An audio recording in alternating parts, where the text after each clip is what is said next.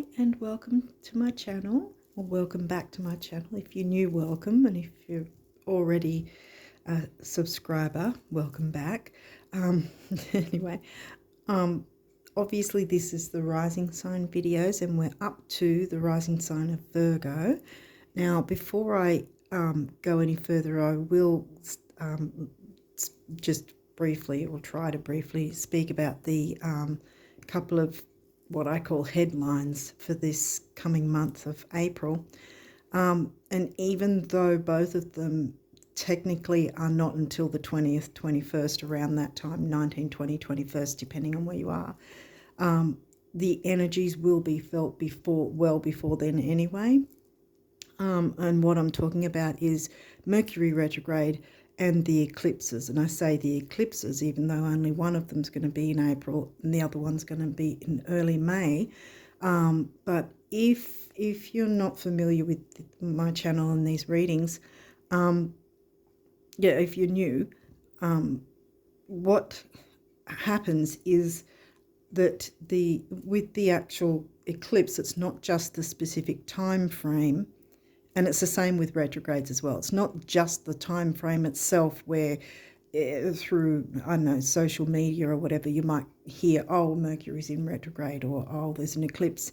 But you'll only hear like up to a week or so beforehand. But the energies are lingering prior to it, previous, then the actual event, and then afterwards as well. So it's pre-shadow. No, for Mercury retrograde anyway, it's a pre-shadow that lasts around about 2 weeks.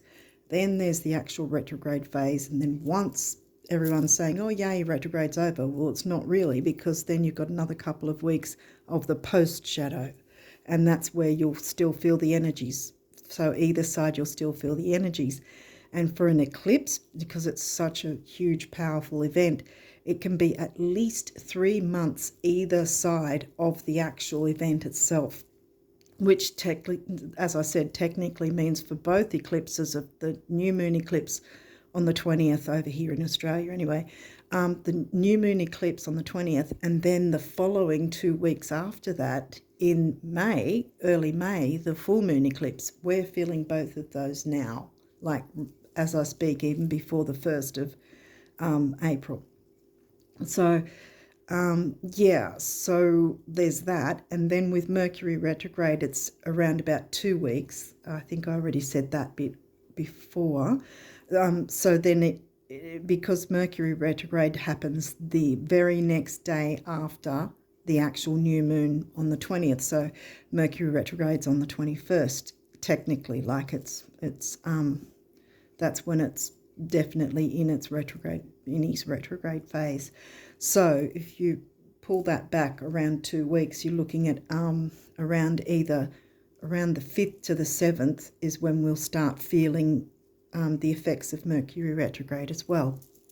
And the thing is, a lot of the time you'll hear people sort of go, oh my God, don't sign anything, don't do this, don't do that. But here's the thing I've been saying, actually. I've sort of had a bit of a speech about it with all the other signs, so let's do it here as well.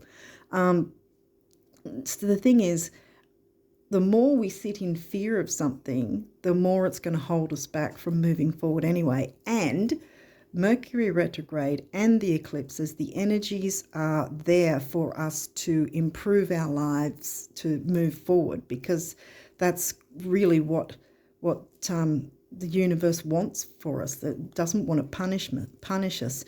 It wants us to be able to let go of what's not serving us and move forward in our lives. And with regard to, say, don't sign contracts, well, I mean, here's the thing: if you are in some sort of, I keep using the same analogy of if you have a rundown car that's on its last legs and there's no way it can be repaired and it's dangerous. Well, you're not going to then go, well, since Mercury's retrograde, I'm not going to go and get a new or second-hand car or get a loan for a car. You're not going to do that, because you're not going to run around in a dangerous car just because Mercury's retrograde.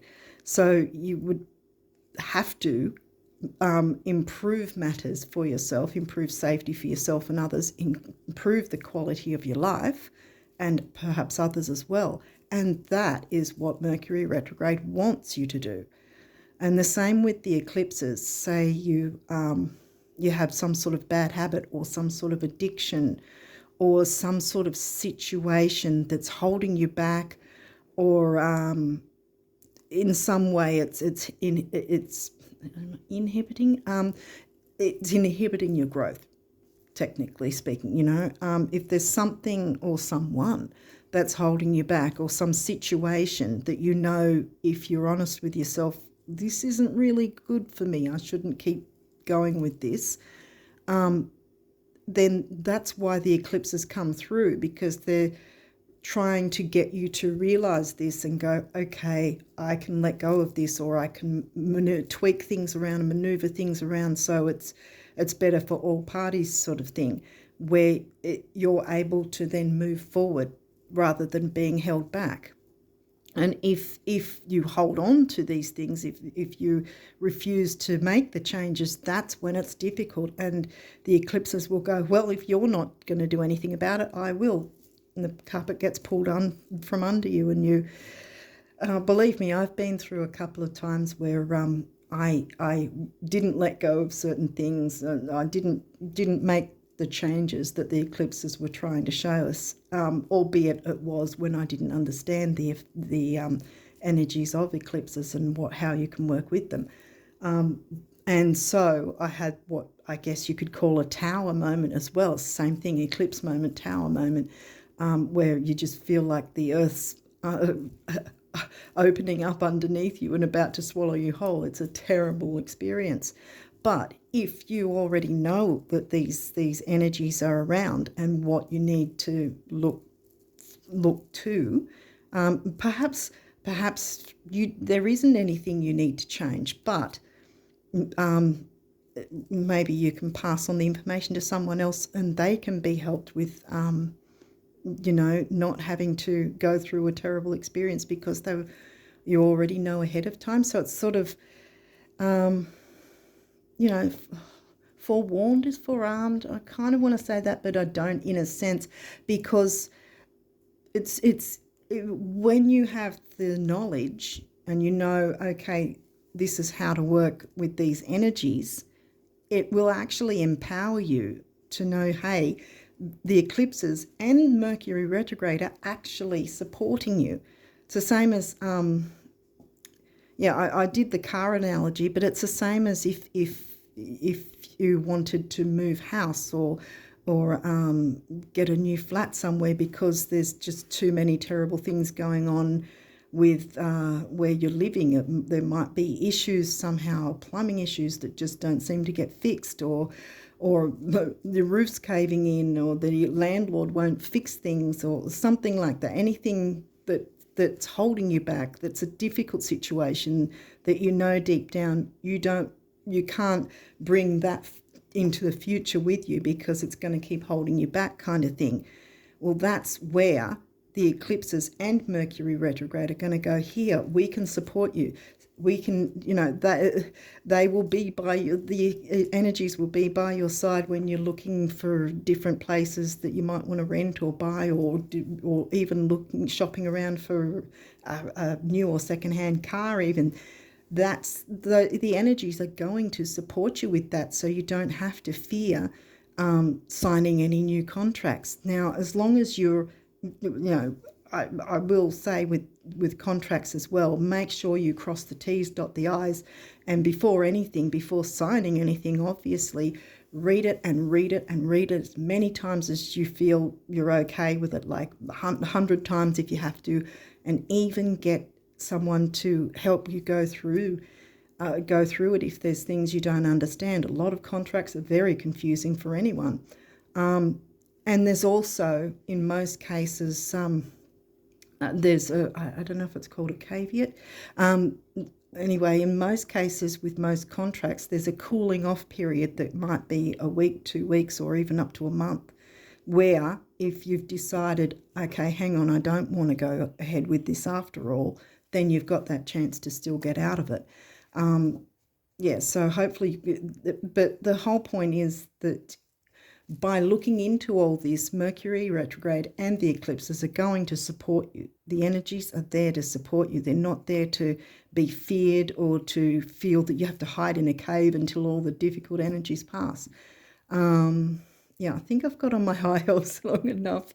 Hopefully that's given you some idea. And also, a lot of the time with Mercury retrograde too, you can get yourself a bargain with things, where there something might not have been in your price bracket, and then suddenly it's 75% off, all of a sudden for no reason at all, because Mercury retrograde's pulled it in like that, or you can return an item that you no longer want, a piece of clothing or whatever that you're not happy with. You can return it for a full refund where perhaps there wasn't that option before Mercury retrograde. I think I've probably explained enough now.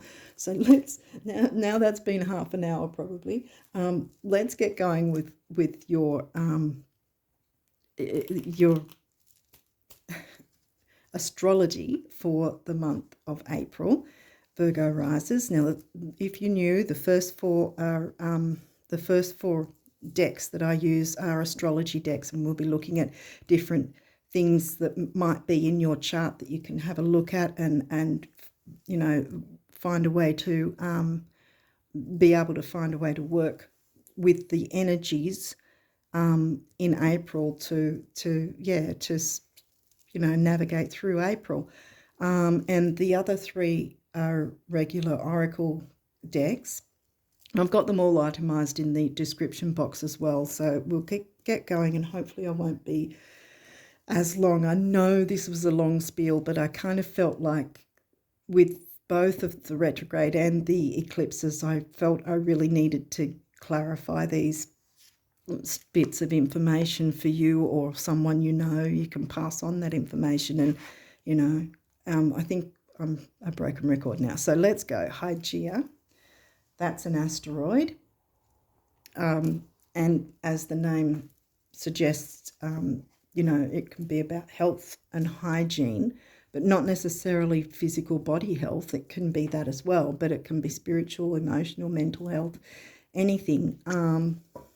Yeah, so we'll see what else comes through. Capricorn.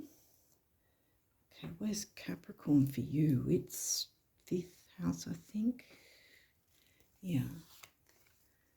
Virgo, well, that's your rising sign. The sun, that could either be where the sun is like transiting and how it's aspecting to different parts of your chart, or it could be your sun sign.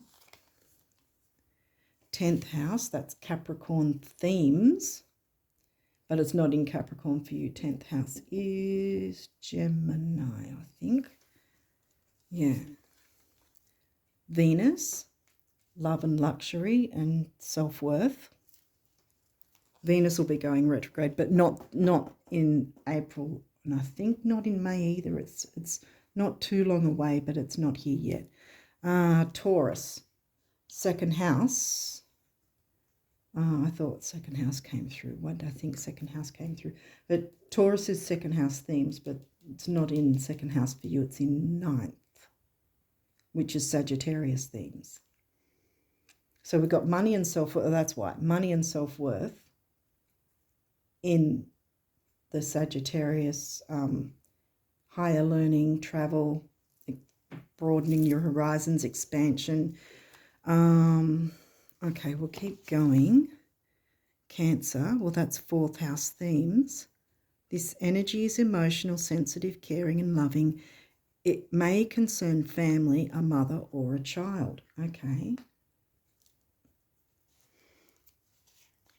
So there could be something to do with a mother or mother figure. That might be you even. Okay, 9th house. 9th house has come through. broadening your horizons, yeah, either spiritually, academically, or on a long journey, yeah. Okay, third house, Gemini themes. Your potential to learn something and your local neighborhood. Siblings, neighbors. That's the opposite of Sag, because Sag is the higher learning and the broad new horizons, travel, and this is short distance travel, siblings, cousins, neighborhood, early learning, like, child, the earlier childhood years of learning, before you get, well, we call it high school over here. I don't know what you guys call it in other areas. But there's the primary school, which is the earlier learning, and then you move into high school, and then you can go off to college or whatever. Vesta, home and hearth. Okay, so we're looking at something to do with your home environment in some way. The goddess within, your sacred spiritual center, and quiet dignity. Okay, so this looks like something to do with, your home and family. Let's keep going. 12th house, surrender, because that's Pisces, Neptune themes. There's positives and negatives. 12th house can also bring up fears, but so can Saturn. Saturn's not here yet. It might not get into your reading, I don't know. So 12th house is in Leo, which the sun rules Leo. Leo is children, creativity. Might be something to do with some children in the family. Okay, let's keep going. 8th house is Scorpio themes, intimacy. Intimacy, because, the family unit in itself is an intimate structure, I guess. I feel like I want to say, rather than the broader outside world. 5th house, Leo themes. Not in Leo for you. We got 5th house before, didn't we? I think that's Capricorn. Yeah, passion. Yeah, children, creativity, romance, passion. Yeah. Semi-sextile, well, that's an aspect, and that's a good aspect. See, it's allowing. So, so there's nothing coming through that's difficult. It might just be that your focus might be more on family, and that kind of makes sense in a sense anyway, because we've got Easter, and Easter is a time to come together as a family as well.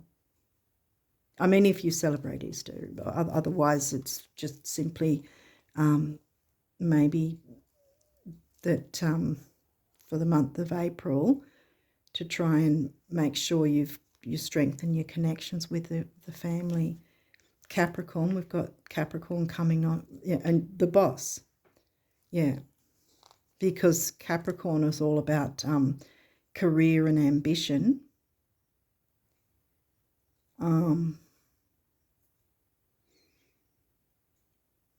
It's 5th house as well. You can be ambitious about having creativity and fun in the family. Yeah, Pisces the mystic. Funny, Pisces, 12th house, Piscean themes. They're both on each end of the spectrum here. So, I think you might be using a bit of that intuition of yours, the mystic, to find ways to inject some fun and passion. Passion can be in any sense. Passion can be in art. You can pour your passion into your art. You can pour your passion into your family, making sure everyone's happy, including yourself, because there's no point if you're running around trying to please everyone else and you're burnt out and not enjoying yourself either. Sort of balanced reciprocation is what I like to say. Okay, these can come through with reversals, so we'll walk through that if there is any. But let's keep going. 11th house, community. And that might be a thing too, because a lot of the time community can, sometimes it's not necessarily your blood relatives or the family you reside with. Sometimes community can feel like family. Anyone that, or any group that feels like family coming together. And this is upright too. I don't know if it's off camera. Sorry if it is. Yeah, it's upright, which is good because I think the energies are really good, but the focus is going to definitely be on either your actual family or those who feel like family, and interacting with them and, bringing the passion and the excitement and the happiness and the joy in whatever way through your intuition. Yeah. Jupiter. Now, I wouldn't be worried about it being in reverse. Yes, it says abundance, but I think, considering my huge speech at the start here about the retrograde and the eclipses, it's not that you won't have abundance, but at the same time, maybe you've been holding on to abundance when you could be sharing it and making it more, if that makes sense. Or otherwise, like I was about to say, it could be that because of the energies, you just have to find a way to work along with those energies so that they're working in your favor, and then you can get this from being upside down to right way up, and you've got your abundance. Because I'm not seeing anything negative at this point. Aquarius, collaborate. Yep, collaborate. It's all making sense to me. Hopefully it is to you too. This is definitely some sort of family-like vibe. If it's not actually your blood relatives or your chosen family, it might be people or groups. Even if it's online, it might be certain groups of people that feel like family and community and can collaborate together. This is where the fun and the intuition, and you can sort of bounce off each other in that sense.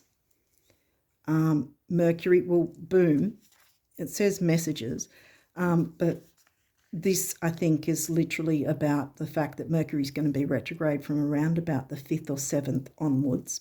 You're going to feel the effects. We're all going to feel the effects of Mercury retrograde. Hopefully I've explained myself well enough with that long speech I had before. Sorry it was so long. But yeah, hopefully you've got some ideas of what you can do to work with Mercury retrograde and the eclipses, because they kind of, as far as I feel, they're kind of melding with each other, that you can work with the both of them to bring about what you're wanting.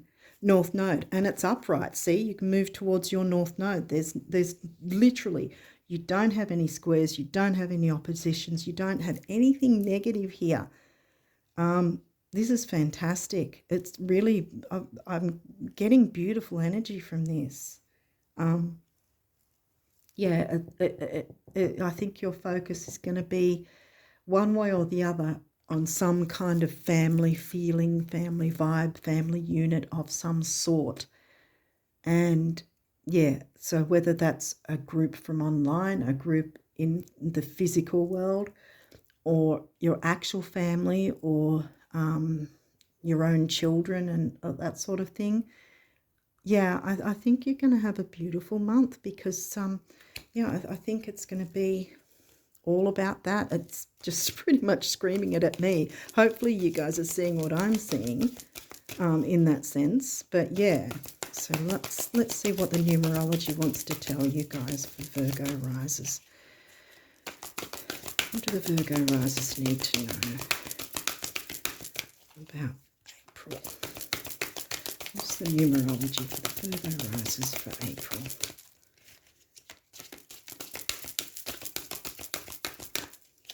Okay, they're getting me to go through these a bit. Do you want this one? I've got it upside down. Healing, double six. Okay, 1 6 usually on its own means temporary opportunity. You've got it in double. And I always say anyway, temporary opportunity doesn't necessarily mean it won't come back ever again. It just means you've got it now. You've got it in double. And I always think the double numbers even up to 99 are master numbers. And you add the two together and it comes to a 3. Which is communication. See how we've got the collaborate, the community, communication. You can still communicate things back and forward, even with Mercury retrograde. It's just that because of these energies, you've got to be aware that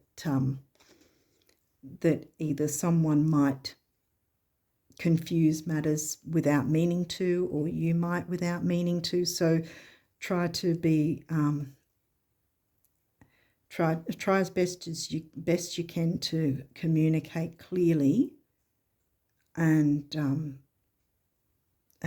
hope that other people are doing the same back, because that's the only thing that can be frustrating with Mercury retrograde and the eclipses and energy. If people aren't,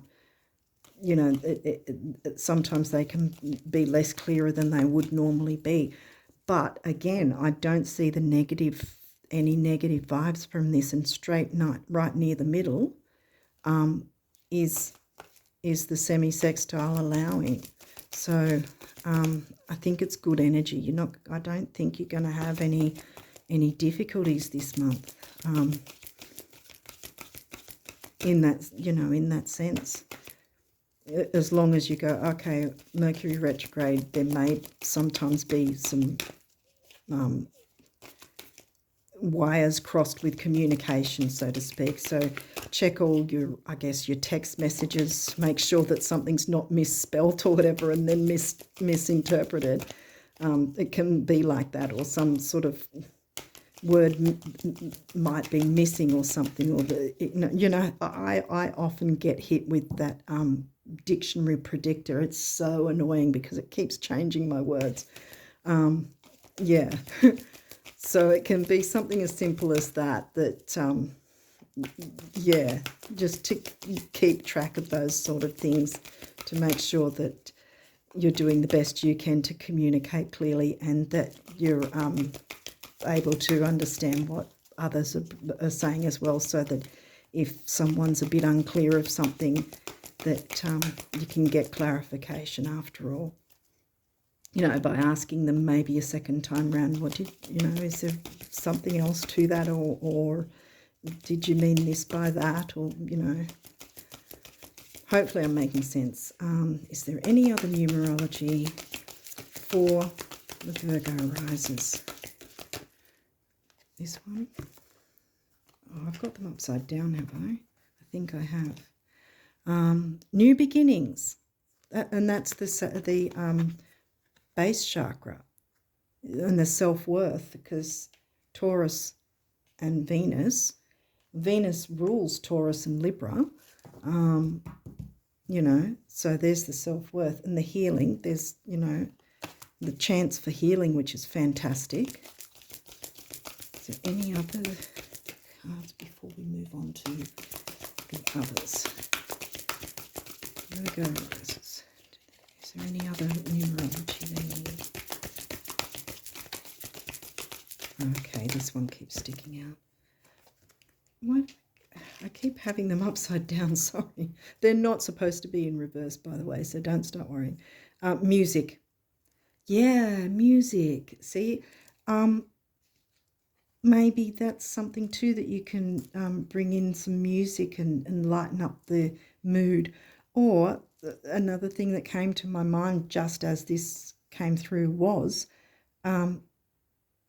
music of your soul, singing to the music of your soul. Pisces 12th house, that's what, the nebulous Pisces energy, listening to the music of your soul, letting yourself and others in the community sing with their soul, the voice of their soul, bring the voice of their soul out. 3, communication. 2, is relationship, the relationship number. 3 and 2 is 5, and 5 is freedom. You know, you can have a measure of freedom for yourself and others. So there's a lot of healing going on and new beginnings. Music, wow. Yeah. Completion. I'm going to add that too, because that, and that one, okay. Follow your dreams as well. Well, isn't that strange how that all came out? But yeah. 9, big beginnings, big endings. We've got the eclipses anyway, so that's an expectation, and that's not necessarily a bad thing. And I think 9 has got something to do with entertainment as well, which you've got 5th house Leo fun and follow your dreams. There's the freedom again. 8 is about stability and money. 8 and 5 comes to a 4, which is the builder. And look what you can build. Look what you and others can build together. This is absolutely beautiful. Okay, so this one, if you haven't seen these before, this particular deck is set out as if it's the universe directly speaking to you on the subject of abundance. So, there's one already. Let's see, is there any others for the Virgo risers? No? Okay. Is there any other messages from the universe for the Virgo risers? I might just do one more.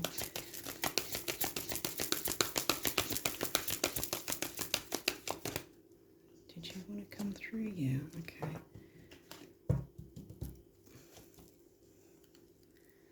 All right, so you saw this one completely flipped over, so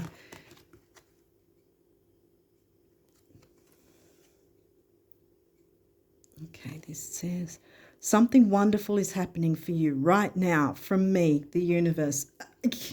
Wow.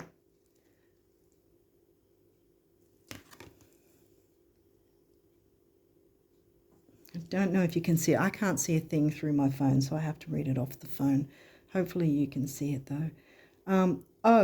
I've been meaning to tell you for the longest time that, well, concerning the illusions, time and space, the stars at night, the earth under your feet, the oceans, the rivers, the prairies, and everything under the sun, they're all yours.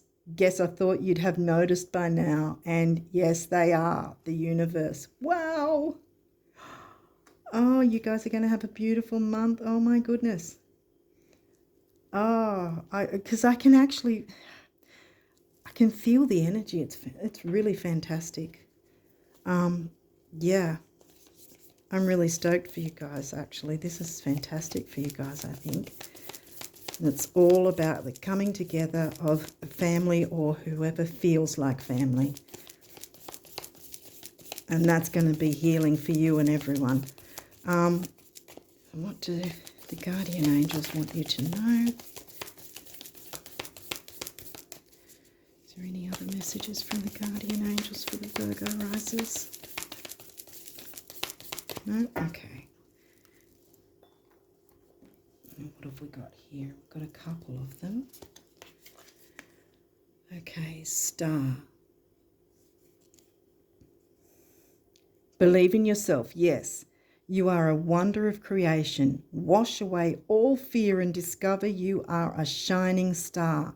Allow all around you to just be. Let go of trying to control life let go of trying to control life, for the light of your soul will guide you always towards love. Lots of love here. There's just an abundance of it. Remember, stars are born through explosions of love. Love illuminates all things. Never forget you are truly a shining star. Yes, absolutely. And this one is creativity, which again is the Leo energy. And look how much orange we've got with the Leo, you know. Creativity. We, your angelic messengers, are here to help unleash the endless creative potential that you possess. Listen to the whispers of love inside your heart. As I was saying, your soul. Let your soul sing with the music, and then you'll hear other people, you know, whoever's in your community, they'll also have their song of their soul to sing as well, to connect with you. Listen to the whispers of love inside your heart as we communicate with you through feeling and emotion. Let go of fear and apprehension and express the endless source of creativity you possess. Have fun. Yeah, Leo, Sun. Yeah, have fun, and allow the inner child within you to express your true essence. All is valid. Wow, yeah. I think this is gorgeous energy for you guys. Hopefully you're picking up on it too. And you're going to anyway, because this is April for you guys. Full stop. This is it. This is fantastic. This is wonderful energy for you. I'm really stoked for you. Yeah, so with that, I wish you all the best of luck for April, Virgo risers, and really soak in, drink in, and enjoy this energy, because you guys, you and Capricorns work very hard. Well, everyone works hard, but Virgo and Capricorn can be very, because I've got a lot of Virgo too. We can overwork ourselves and not have time for this sort of thing. This is a beautiful, delicious energy, and it's coming your way in April. Yeah, so with that, I wish you all the best of luck for April and onwards, and enjoy your time. Bye for now.